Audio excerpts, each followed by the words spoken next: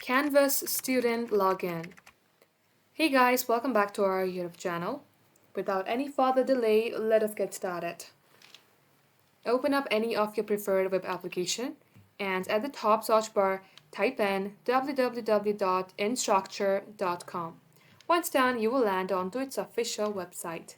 Now go ahead and click on Login on your right hand side, then select Canvas. Once you're at this page, select your respective account. In my case, I'm going to go ahead and click on Free Canvas account. Now on your right hand side, enter your email address. Once done, type in your password at the password box and click on Log In.